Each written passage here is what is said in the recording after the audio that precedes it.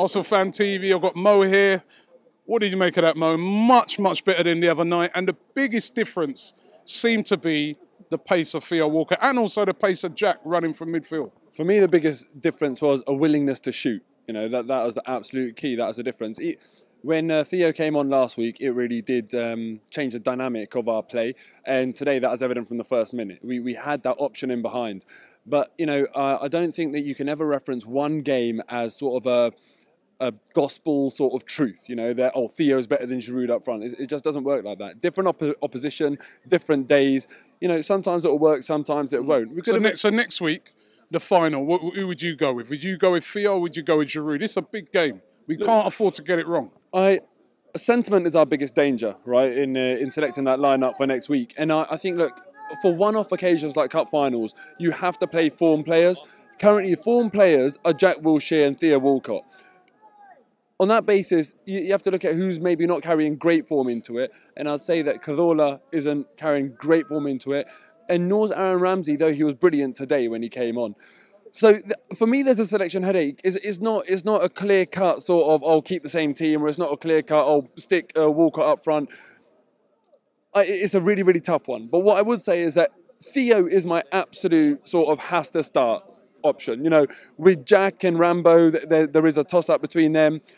Giroud, there's a decision to be made, but there's no decision with Theo Walcott. Sanchez on one wing, Theo on the other. He offers us so much threat. We have to, absolutely have to. And, you know, to score a hat-trick the week before the FA Cup final and they're not playing in the FA Cup final, I think that's, you know, missing out on an opportunity. I think he was brilliant today and we have to play him. And, you know, today, all the frustrations that we had against Swansea and Sunderland today, it was just brilliant. It was the change that we wanted, and I think it's very, very important to be carrying good form into an FA Cup final. Villa lost today, Arsenal won today. We're the form team. They are going to be fearing us. Had we continued to play how we had been playing in the last few games, then I think it would have been a bit worrying. Look, the last few weeks have been a bit difficult for us. They haven't been the best of times. Today, we put it right. Today was brilliant, and you know, we have to keep that, you know, going forward. How do we get above Chelsea next season? That is a question, right? Chelsea have won the league easily this season when you think about it, right? A couple of weeks ago they've done it. How do we bridge that gap? How do we get above them? Apart from Boris Yeltsin privatising oil fields, yeah.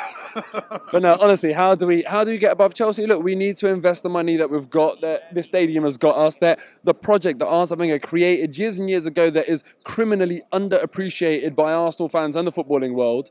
We need to start letting that do the talking now. We talk about our financial firepower, or even Gazidis has mentioned that in the past. Now we need to start proving it, and we have done. You know, right now, like I remember 2 seasons ago, the first day of the season, I was very, very upset with the way the club was being run.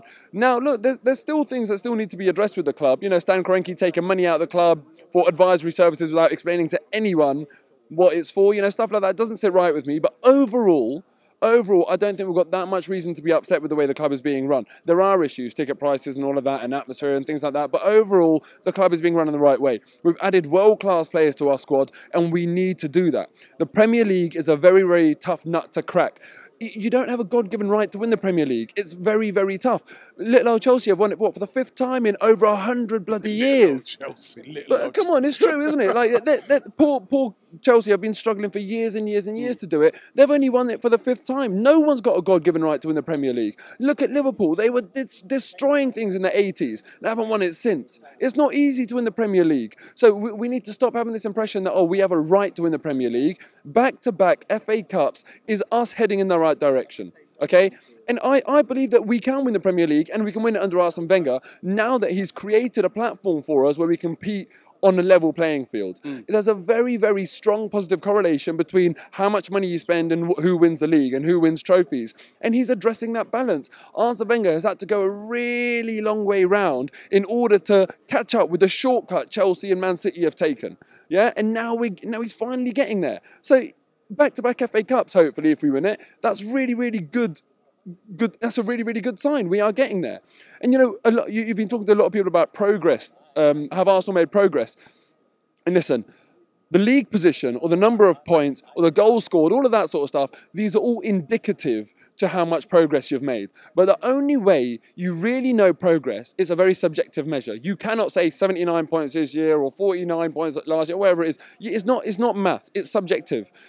The only way you know whether you've made progress is if you turn up week in, week out, you watch the team play, you will see it. You'll know deep down whether there's progress made or not. And I'm absolutely unequivocal in the fact that we haven't made material, like huge strides of progress, but there has been progress. How you can tell me with the addition of a player like Alexis Sanchez, who has been a pleasure to watch all season, the way what he's done, you know, almost a goal every other game from the wing, that is progress to me right there. He has progressed this club. We have improved. It has been progress this year. And that's how you know if there's been progress, by watching your team play week in, week out. Not by saying, oh, second is better than third, third is better than fourth, or this many points is better than that many points. Arsenal have made progress this year, and I just hope that we will add into the areas that we need to add into, and we'll continue to make progress next year. I fully believe that we can do something. And last thing I want to say, yeah, I got married during this season. Thank you to my wife. I'm nearly yours. It's nearly over. One more weekend, and then you got me for 3 months. Feel sorry for you, mate. But do you know what? I'm gonna stick to saying like Walker. I want to see Walker probably playing next week. I'm not sure how I would set the team up, but I just know like 2 players I just know need to be on that pitch: Walker and Coquelin.